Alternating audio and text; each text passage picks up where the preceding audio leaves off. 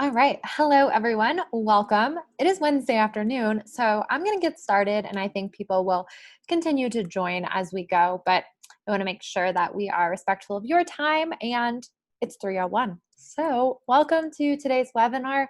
I'm really excited to see a mix of different people on, some family members, some parents, lots of different folks, some teachers. It looks like. Let's see. I have one chat. I think I am unmuted. Lydia, can you hear me? Yeah, I can hear you. Okay, great. So let me just respond. All panelists. I am unmuted. Okay, just going to respond to that chat. All right, so getting started, I am Shelby. I am the Education and Outreach Program Coordinator for the Colorado Initiative for Inclusive Higher Education. Lydia is on the line as well, and she is going to help me facilitate some of the Q&A. So at the bottom of your Zoom, you'll see today there's a chat box and there's also a Q&A. So if you would put any questions you have in the Q&A, we will know to look there for those. If it seems like it's necessary, we might share things in the chat box, but otherwise, if you would just primarily use the Q&A, that'll really help us know where questions are coming in.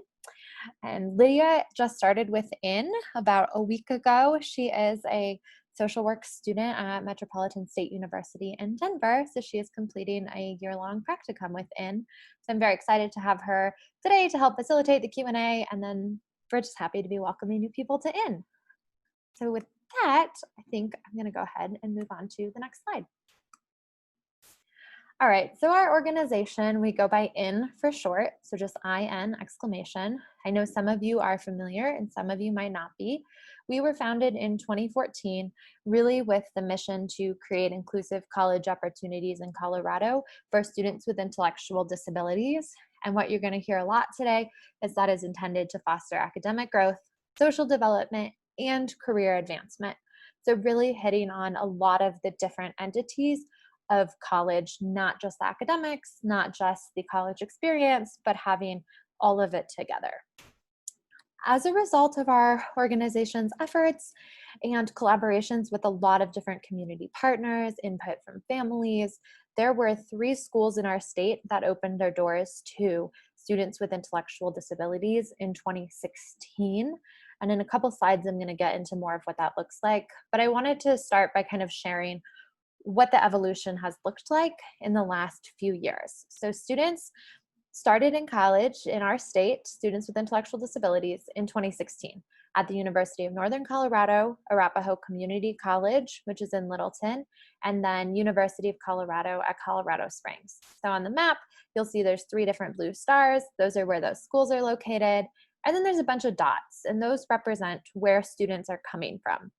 So what I always think is really exciting to share is we are seeing students from really across the state that are participating in inclusive higher education and really taking that leap to move to a college campus, to live in dorms or apartments.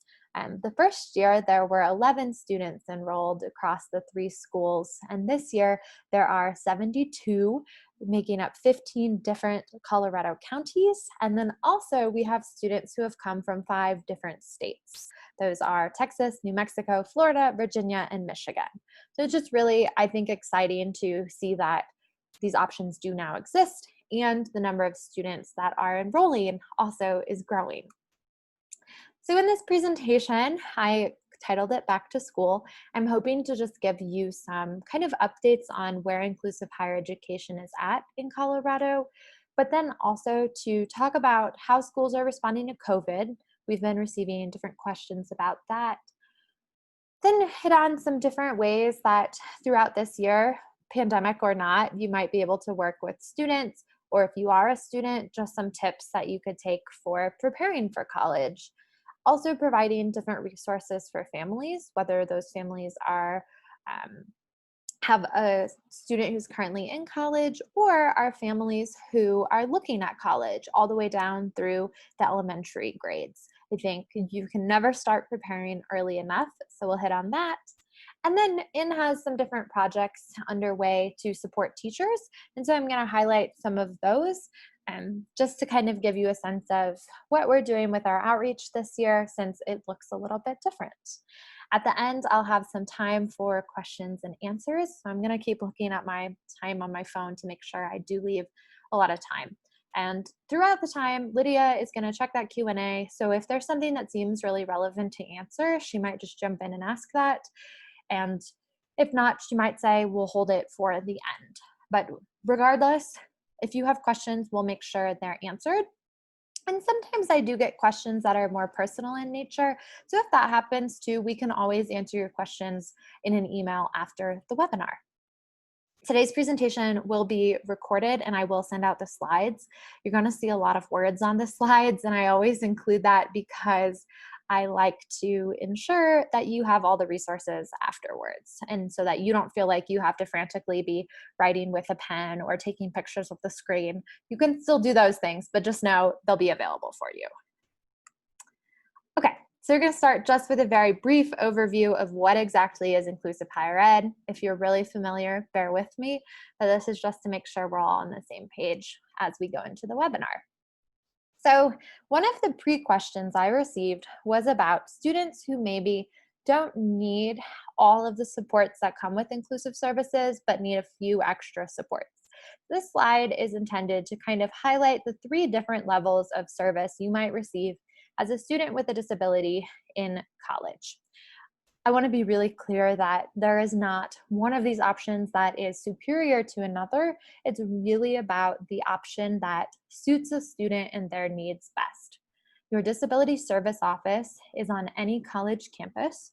They serve lots of students with lots of different disabilities, whether that is a physical impairment, whether it's a mental health condition, whether it is looking at students who are deaf or blind, whether it is ADHD, whether it's autism, traumatic brain injury, lots of disabilities. These students are traditionally accepted, meaning they have met the entry criteria. Usually that is something like your SAT or ACT score. It might be prerequisite classes from high school, a standard high school diploma, just the different entry criteria. Each school is slightly different, but these students have traditionally been accepted and they're receiving academic accommodations. This could be things like extra time to complete an assignment or exam. It could be a quiet testing location. It could be preferential seating. So it could look like a student in a wheelchair who needs a specific desk has access to that desk within their different classrooms. Sign language interpreters are available through disability services. You might have a scribe who's helping take notes. And then all the different assistive technology students might use can be accessed through disability services. Occasionally, a school will have a separate assistive technology department, but they'll be working closely with disability services. These technologies could include things like a screen reader that reads your textbook to you. It could be a pen that records the lecture while you're taking notes.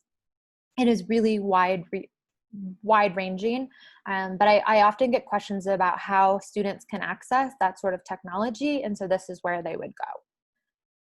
Then you have comprehensive services. So this would be for students with different disabilities, but often serve students with autism. They are, again, students who have been traditionally accepted, but it's going beyond just your academic support. So this student would still be using disability service to get some accommodations, but maybe through their comprehensive services, they are receiving more social support through peer mentors, or maybe they are receiving some vocational supports, maybe some job coaching, maybe just help finding an internship that is appropriate to them and feels good to them. It could also be organization, some of those executive functioning skills, kind of your scheduling, knowing when assignments are due. So it goes a little above and beyond for students who may need that. And I think that's why it's oftentimes students with autism who are accessing those services. And then the last one is your inclusive service office, what we're really going to talk about today, primarily for students with intellectual and developmental disabilities, and for students who wouldn't traditionally be accepted to college. So we're really looking at students who maybe haven't taken the SAT or ACT, or maybe don't have that entry score. Maybe they don't have a standard high school diploma. Maybe they haven't taken the prerequisite classes. this provides a separate pathway to enrollment. And so I often like to frame inclusive service as a pathway to college. The next piece that's really unique with inclusive service is students can access accommodations and modifications. I know that the difference between high school and college accommodations, modifications can be kind of tricky and confusing. So if you're a parent or a teacher and you're like, wow, this is too much, just know that you can have this conversation with your case managers. You can talk to the staff at the schools, and they'll be able to really walk you through it. But the modifications that I see commonly for students with intellectual disabilities in college are things like maybe instead of a written final exam, the student is completing a short answer exam. Or maybe if it's a multiple choice exam, they have less questions on their exam. Maybe instead of a written essay, the student is completing like a PowerPoint slide deck that highlights the main points that they would put into their essay. There's a lot of different modifications, but I think the biggest thing is just, are you kind of changing what the assignments look like? The student is still accessing the same content. They are still in the class with their peers without disabilities. They're still completing the same assignment requirements, but maybe how they complete it looks a little different. And then similar to comprehensive service, students receive lots of services in the academic, social, vocational, and independent living domains. This slide briefly outlines where you might find these services. Disability service is at any school. Comprehensive services are offered through 3 programs right now in Colorado. One is at University of Denver, one is at Colorado State University, and one is at Metropolitan State University in Denver. There's also the inclusive service offices. So these would be Elevate at Arapahoe Community College, Goal at University of Northern Colorado, and Office of Inclusive Services at University of Colorado at Colorado Springs. I will have links for those so you can check them all out. And now I'm going to talk just real briefly about what else is entailed within inclusive higher education. So one of the things, I already mentioned kind of that academic piece, but we get questions a lot about our students taking classes with students without disabilities. They absolutely are. They are in integrated classes. They have access to the full course catalog, so students really can pick whichever academic track they're interested in, whether that might be political science, or maybe it is animal science. It could be healthcare, it could be social work, it could be education, theater, dance, art, photography, so many different areas students can select from. Students also do receive credit. That credit is towards what's called a comprehensive higher education certificate, which I will explain in a couple slides, but it is credit towards that certificate, which has a concentration in the student's area of study.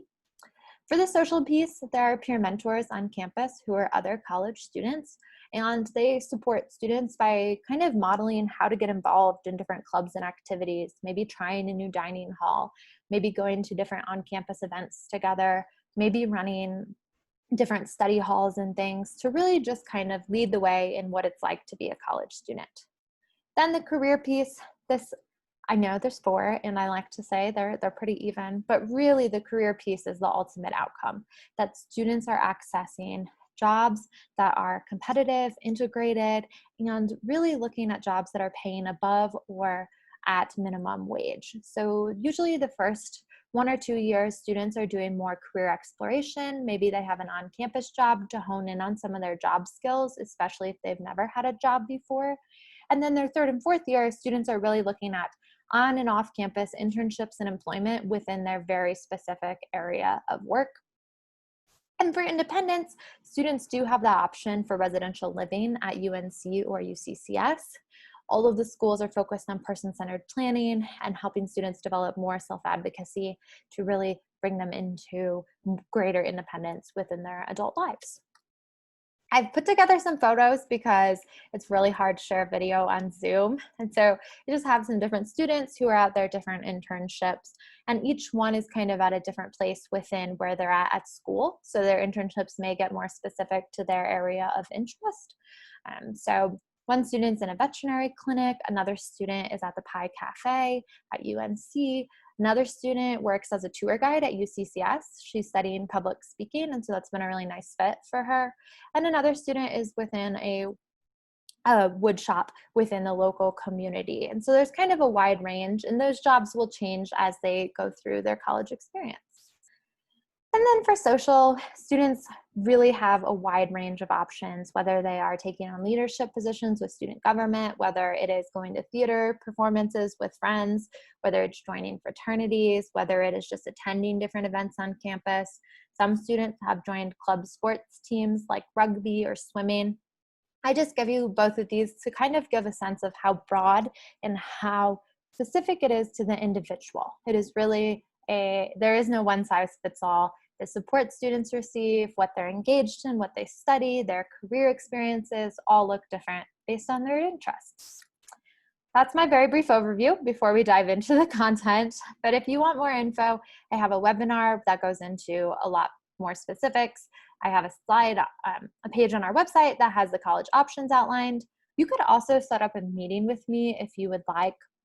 I usually don't do a lot of one-on-one meetings, but given the pandemic, things are a lot different and I don't have as many in the community presentations and things. So I'm happy to meet with you if you want via Zoom or phone. And then there's a book that I've linked to here that really highlights the transition from high school to college for students with disabilities. So that's that. If we don't have any pressing questions, I am going to get right into the updates on inclusive higher education. So the first one is the Comprehensive Higher Education Certificate. This was approved over the last school year at each of the different schools. It was developed in collaboration with our Colorado Inclusion Consortium, which includes the Department of Higher Education and our school partners and JFK partners who conduct an external evaluation each year.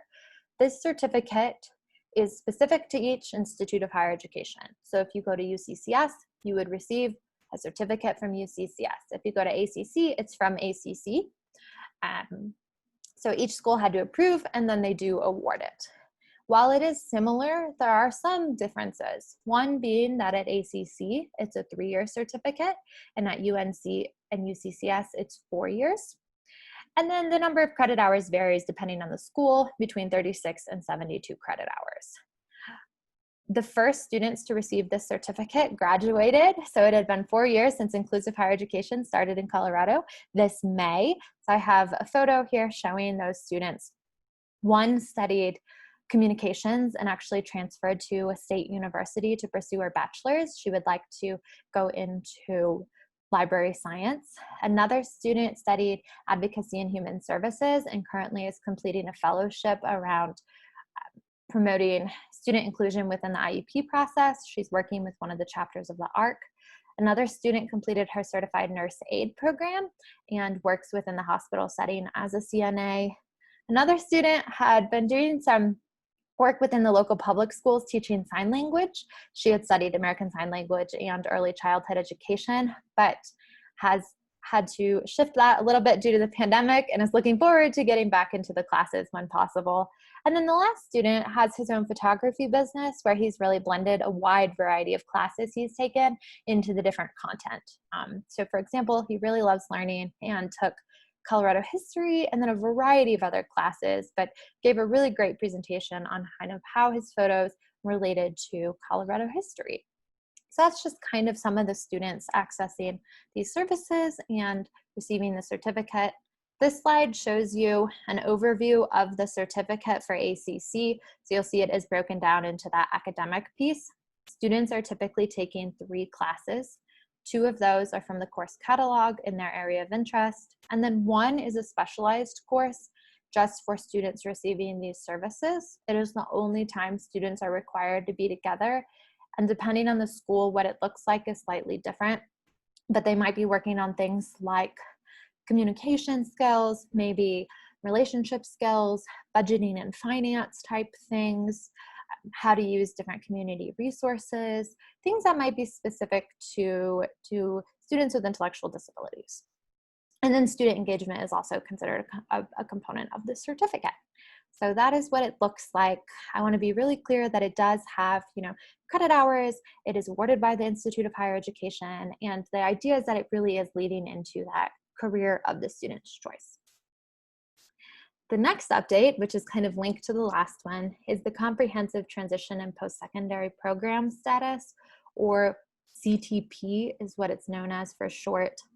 In order to be approved for a CTP program, schools would apply to the Federal Financial Aid Office, and they have to meet a variety of standards.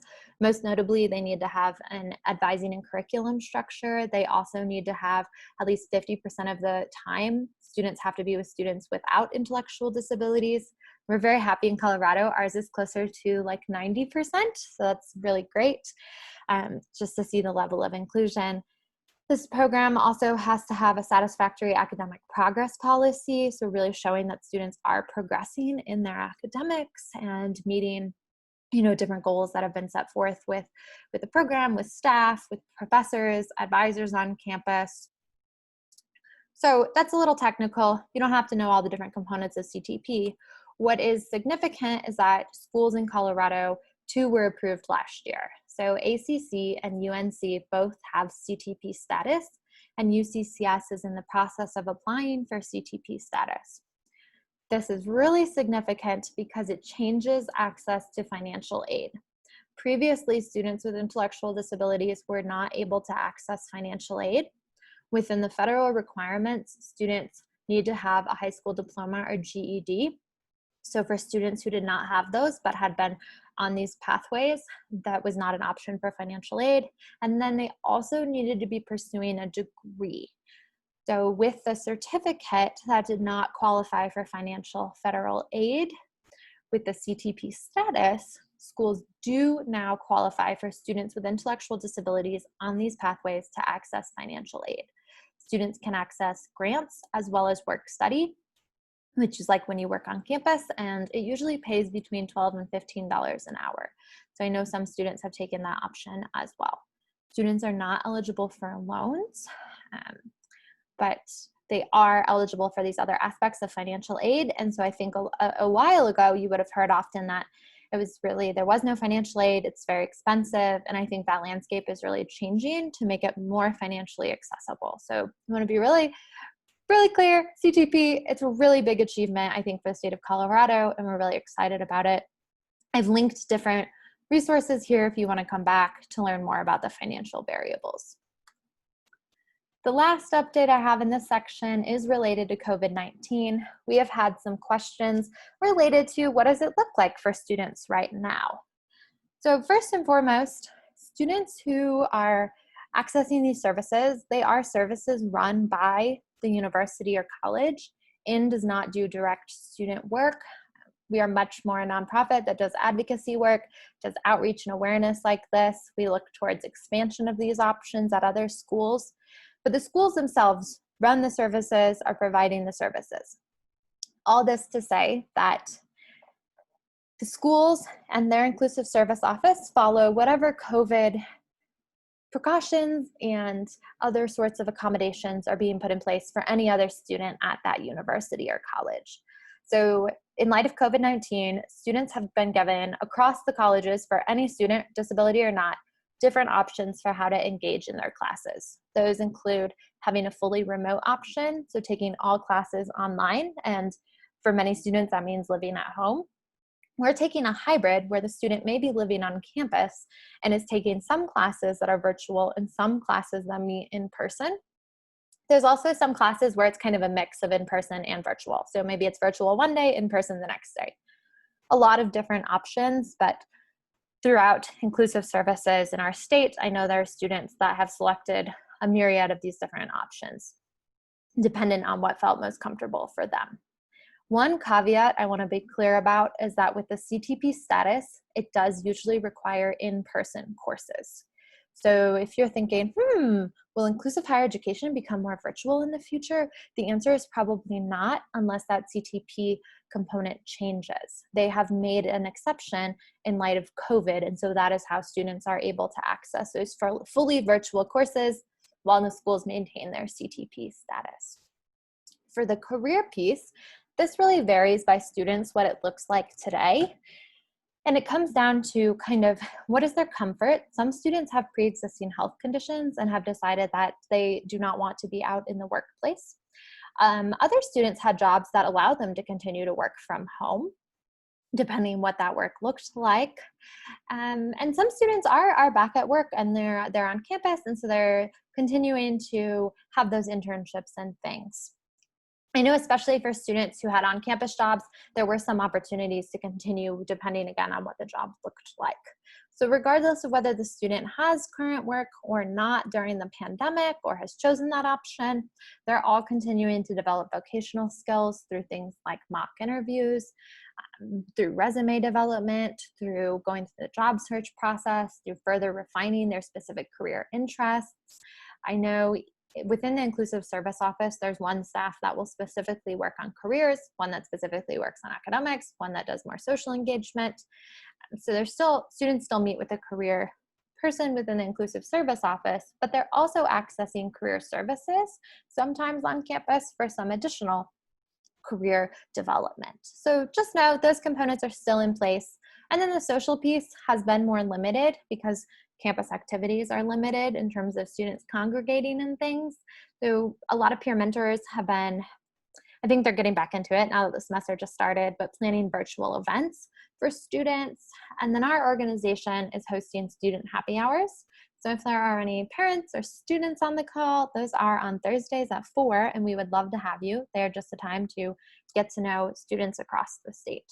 And they're open to any student across the 3 schools. So each of these components still part of inclusive higher ed. Students are still really rising to the challenge and kind of fully embracing that academic online learning space. All right. Do we have any questions before we move into more of the preparing for college and what IN is up to in outreach? Okay. So this section I really thought about for a long time because a lot of my advice usually for preparing for college happens within the community. So things like learning how to use public transit, things like managing finances, so maybe going to the bank or withdrawing money, things like participating in different volunteer opportunities that will help you hone in on your career skills. A lot of things that are a lot harder right now with the pandemic.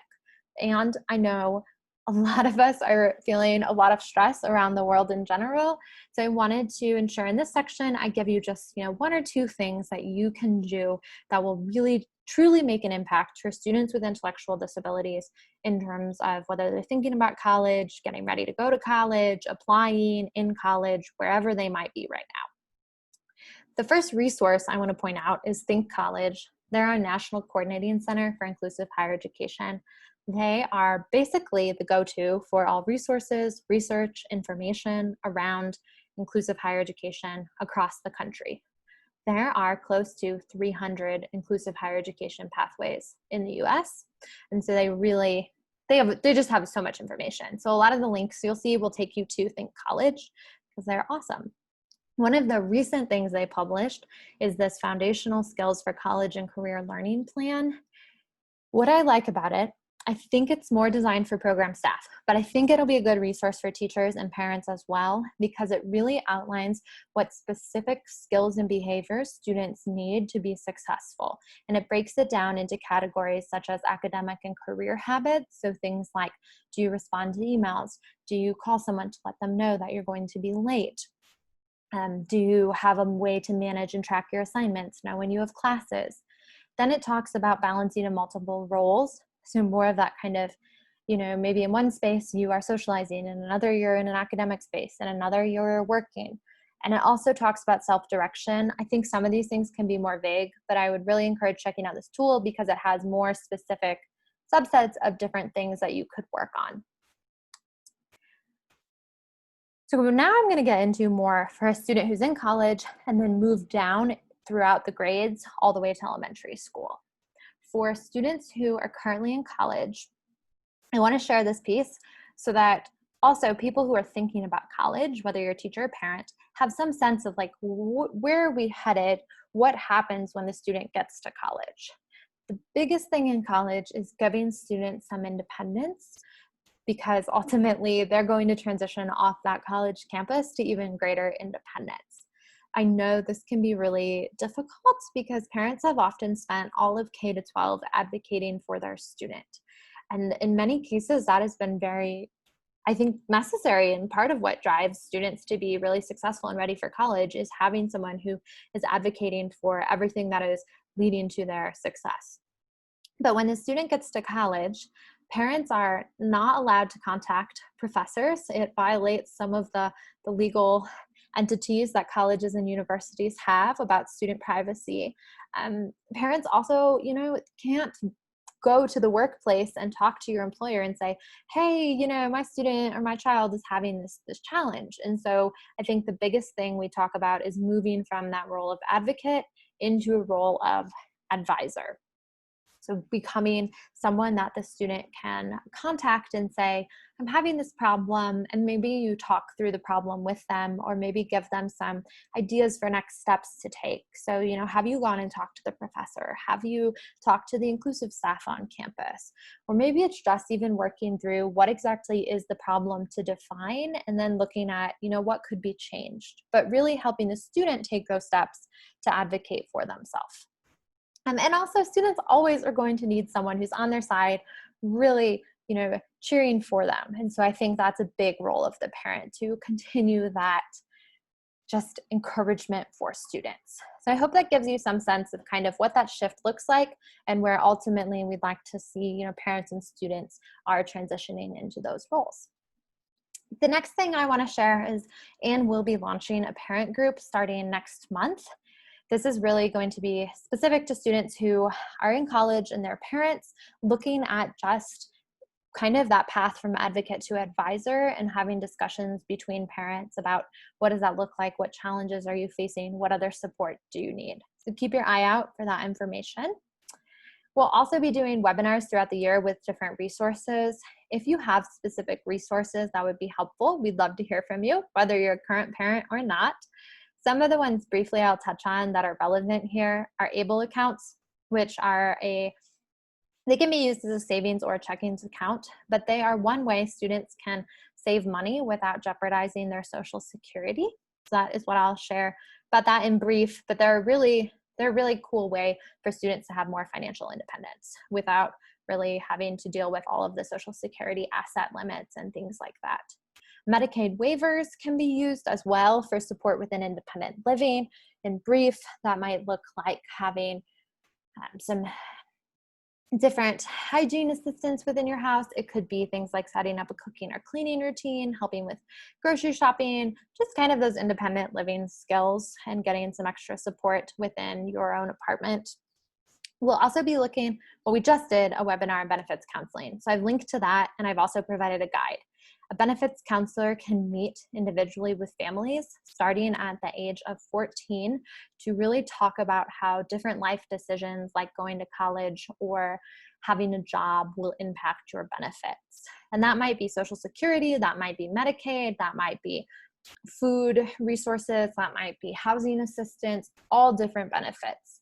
And so I think it's really important that if a student is in college, they are accessing benefits counseling, or when they're even thinking just about transition out of the K-12 system in general, that we are raising awareness about benefits counseling. The last thing that's out there as another resource for parents is there is a Facebook group that Think College has for current and prospective families to connect with each other across the nation. I am not on it, so I can't speak to it that much, but I have heard from other parents they found it to be a helpful resource if you're interested in connecting with other families. All right, so that brings us to 12th grade / transition. I put on here if a student is getting ready to apply. So let's say they are a senior or they're ending their time in transition and they're thinking next year or the year after, they might be ready to apply to college. What is one of the things you can do?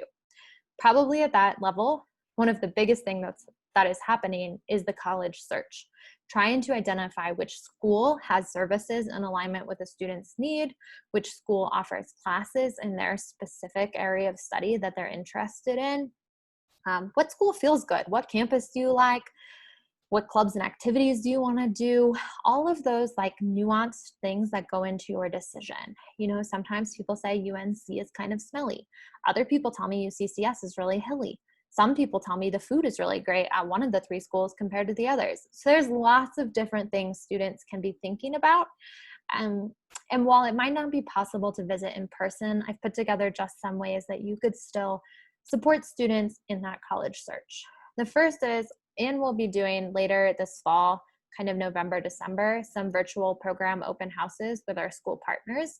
Usually they have an in-person one, but we're gonna make sure that those happen virtually so more people can participate. And if we're not able to congregate, we'll still have them. I do get asked too about when the applications are open. That usually happens between December and March and looks different for each school. If you're on our newsletter, you will get updates in your email about when those applications do open. But if you're one of those people that likes to plan your whole school year, just know that that's about when you could start looking. Each college also is having their own virtual information sessions. These are just the college-wide. So if you went to the UNC virtual visit, it would be just about UNC. It would not be specific to inclusive service, but you could really get to know more about, again, the housing and the food and all the different pieces that make up that college campus.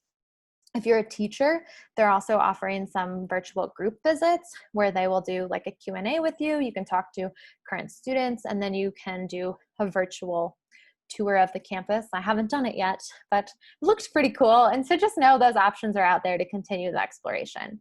I'm linking another tool in this slide, which is conducting a college search with just questions to kind of guide students in what do you want to know? How do you figure out if this is the right fit for you? The last piece for 12th grade transition, and then basically any other grade level, is technology skills. For students to participate virtually, I think we're seeing more and more of this, that it really does require a lot of different technology skills. I'm sure this might be very redundant for some of you, but just thinking about all of the different steps to get involved virtually. So one would be, you have to check your email to find out when the events are happening. Then you might have to submit a registration form. Then you have to go to your email, find the link. Maybe you make a calendar thing on your calendar so you know when the event is happening and save the link. Or maybe you lose the link and later you have to go back to your email and you have to find the link. And then you still have to get onto the video conferencing software, whether that's Zoom or something else. So a lot of different steps. And I think what we've seen with inclusive higher education is students do get tripped up at different steps. So if you're just thinking about that component, I think pandemic or not, just having the ability to access virtual spaces will continue to be really important. So just kind of keep that in mind as you're working with students or with your own child about really kind of supporting them and developing those technology skills. For high school, one of the things I want to talk about here is just discussing the disability. Some of the questions I have for students are, can you identify your disability? What are some of your strengths and weaknesses? What sort of support do you need academically and socially? A lot of these questions, I think if a student is able to answer them, will prepare them better to ask for the support they need when they do get to college, and also to help identify some of the options that are best aligned to those needs. I do run into students who are applying and who are not able to specify whether they have an IEP or a 504. They're not sure if they use accommodations or modifications. They're not really sure. If you ask about their disability, they might not want to tell you, and that's okay in a lot of scenarios. But if you are going to be working with folks at the university who are there to support you, as a student with a disability, I think it is important that students have that ability to talk about their disability with those people so that they best know how to support the student. And again, there's not as much parent involvement. And so it's really on the student to talk about what their specific needs are.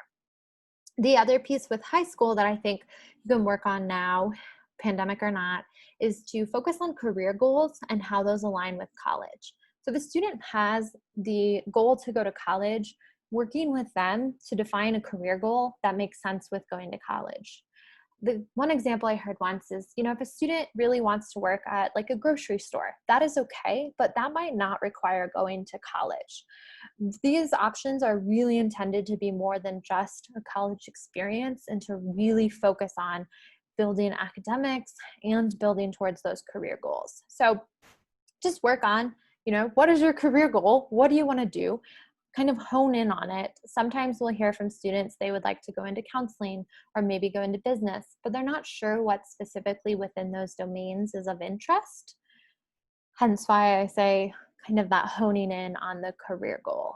And if you're feeling like, I don't know how to do that, that is very vague, I encourage you to reach out to different district and community resources. If you have a case manager you're working with, they might be able to connect you. You can also reach out to the Department of Vocational Rehabilitation. You can reach out to the Workforce Center, but usually there's going to be a school district liaison who you as a family or a student can reach out to get some support getting connected to resources that will help with that career goal identification and search. For middle school, one of the things that I have is related to the individual education plan. Often in middle school, the decisions made are going to influence high school. I do not want to understate how important middle school is for what happens for students as they continue on their school journey. Within the IEP, schools are required, starting at the age of, I believe, 14, to have a vocational and post-secondary goal for students with disabilities. So the first thing you want to ask in middle school is that goal on the IEP? If you know your student wants to go to college, then that goal should be outlined within the IEP, and anyone interacting with your student or the IEP process in general should know that that is a goal. The goal should also have steps that are actually going to lead to achieving it. So if it just says, student wants to go to college, but you don't know how that's going to happen, and it's not outlined, I really encourage you to advocate to have more specifics with those steps. I've linked to Think College IEP resources, which have some different goals and things that you can consider that would help reach those vocational and post-secondary goals. But I think that's the biggest piece, is really making sure everyone knows this is the pathway you want to be on, your student wants to be on. The next piece is looking at the education setting. If you have the option to choose between a inclusive general education classroom with students with and without disabilities versus a classroom specific to students with disabilities, I would encourage you to go with the more general inclusive setting. That is ultimately what students are going to end up in college. So I think it's great preparation. But in addition, it's also going to open the doors to more high school classes the student can take. If the student is in a specialized setting within middle school, it's more likely they will continue on that path in high school and will not have access to a lot of the other classes that may help with college preparation. I know that's not always possible. I know that's not always the preference, but I just put that out there to just think about kind of those middle school decisions are going to impact the high school decisions. The last group I have is elementary. Probably this year, there's not as many things that we can do, but you can always encourage students to dream. A lot of students with disabilities have never been asked if they want to go to college. I have talked to a lot of different families about this. I'll often hear that families are worried about setting a student up for maybe something that they feel like is unrealistic, or maybe the student isn't really sure if it's possible, so they're not really voicing their interest. Having a space where the student can start to talk about actually going to college will give them so much more time to think about that goal, and then to just rise to the occasion of getting ready for that opportunity throughout their entire K-12 education. Hence, I think elementary school is a really great age to really talk about college. We're often talking to other students without disabilities who are in elementary school about, just for fun, like, what school do you want to go to? Having college spirit days at the elementary school. Students with disabilities should be included in those in the same way anyone else is. There are lots of students without disabilities who we talk to about college who may never go on to college because maybe it's not their goal. Maybe it doesn't fit into where they're at in their life right now. The same is true for students with disabilities. Maybe they won't go on to college, but that's really their choice. And so we should still be presenting it as a choice as it is for anyone. If you have questions, again, you can put them in the Q&A just related to that college prep piece. But I'm hopeful that you'll walk away with maybe just one thing that you can do throughout this year to support your students you work with, whoever it is, in working towards their college goal. I'm going to go into now supporting teachers and some cool projects, at least I think they're cool, that we've been working on, and how, if you're interested, you could collaborate with us. One of the projects that I'm working on right now is continuing education modules for teachers. I've been putting together different sections to offer. We do offer our webinars for continuing ed, so if you are a teacher and you would like a certificate, I can put together a certificate. I know it depends on your school district if you can count it towards continuing ed, but we have been doing that for webinars. This is going to be a more formal process. We're going to talk more about just different types of tactics you can use to work with students to get prepared, really dive into what inclusive higher education is, lots of different components. So those are coming. If you're interested in piloting them later this fall, I'm going to look for some teachers who would be interested in giving feedback on, is this helpful? Is this not helpful? I'm also working with Denver Public Schools. They are piloting a college and career curriculum within their transition program. So for students who are 18 to 21, it looks at, it's like the first 5 weeks is career exploration. The next 5 weeks is more college exploration, really honing in on what's available for students with intellectual disabilities. And then 5 weeks of kind of skill assessment of what are some things to work on before you apply for college. What's been really cool about this class is since Denver Public has started offering it, the teacher running it, her first time was in the spring. So this is her second semester. We're trying to pilot it again since it was interrupted. She has had students who nobody really knew that they had any sort of college goal. And one of them has now applied and been accepted to ACC. Another student is contemplating applying next year. So it's been a really interesting just to see kind of even just offering the class has opened up the door to having more conversation where the school district staff have been able to support students in taking the next steps towards college. So if you would be interested in learning more about that too, I'm happy to connect. Our goal is to finish kind of this semester pilot and then pilot with more either transition programs, high school classes, anyone working with people with intellectual disabilities. And then I have a photo here. This is just some dioramas. An elementary school teacher had some different lessons that she had actually put together with her students to do college exploration. I just wanted to share that because there are lots of ways that you can be really innovative. I believe she really looked to Think College for some of her resources in planning those lessons. So I can connect you with her if you are in the elementary level, or just chat with you, or you yourself can check out Think College and see what else might be there that would be beneficial to your class or students. The last piece is different activities that are coming up within our organization and the K-12 system. So one is this year, I'm going to try something new and do student-to-student presentations where current college students will be available to talk with high school or transition students. We would be open to including elementary and middle school students as well. If you are a teacher or someone else and think that, that would really benefit a lot of people in your life, please feel free to reach out and we can definitely set up a time that would work. My goal is to kind of get a bunch of different high school and transition classes together so that there's just a lot of interaction between students. I think it's really impactful for students to hear from current college students themselves as opposed to me.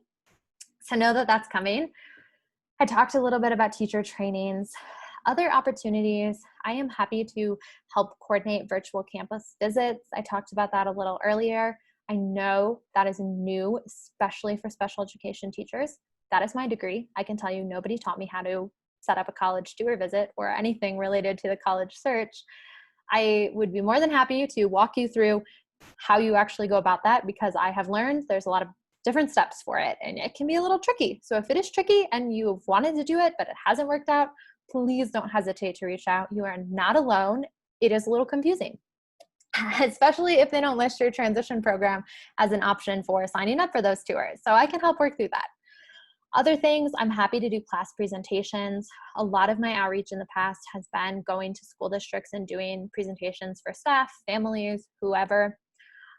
I am happy to do virtual presentations. I have a few set up with different classes and things to talk to students directly about what college might be like.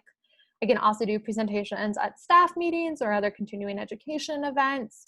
And then, like I said earlier, I'm happy to do phone call consultations, especially this year since things are looking really different. I just want you to know that Anne is really invested in supporting teachers. We know that you often have the best interests in mind for your students. And so we just want to be a resource if you have a student thinking about college. We're here and happy to collaborate, help put out other resources, whatever it is you need to be successful. All right, those are my tips for the college preparation. I will open it up now for question and answer. So I'm going to open a little chat. If you have questions, please feel free to put them in. And then later today, you'll get an email follow-up again with the slides so you have the resources. And also send out a survey just to get the sense of, what other things might you need? Was this what you were looking for? Is it not what you were looking for? So, yeah. So I'll keep looking. I don't see any questions right now, but I'm just going to go through the next slides in case you are typing out questions, or if people are like, I don't have any questions, I'm good. My conclusion is just, you can follow us, you can join us on social media, you can join our newsletter. You can let people know that there are a lot of options and that there are different possibilities for students with disabilities that do exist today. I have contact info for myself and IN's executive director, and then links to the schools. We are a nonprofit too, so we do have some partners who've been really supportive in ensuring that we're able to do the work we do. So if you need to hop off, that is just fine. And otherwise, I'll hang out for a couple minutes to answer questions. Thank you so much for attending today.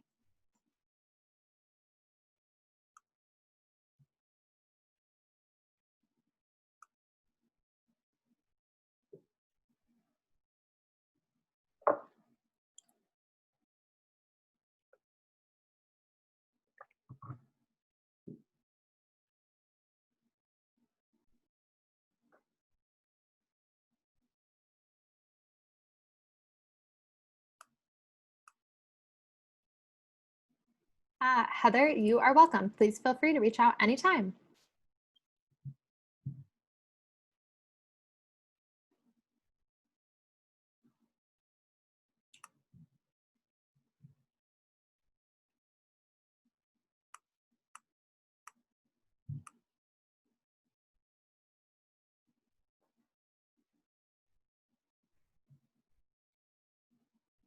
All right. Well, I'm going to hop off if that's what we have. Thank you, Lydia, for being here to look for questions. Yeah, and I'll send out a follow-up after this. Thanks again for those of you who joined. Have a great afternoon. Bye.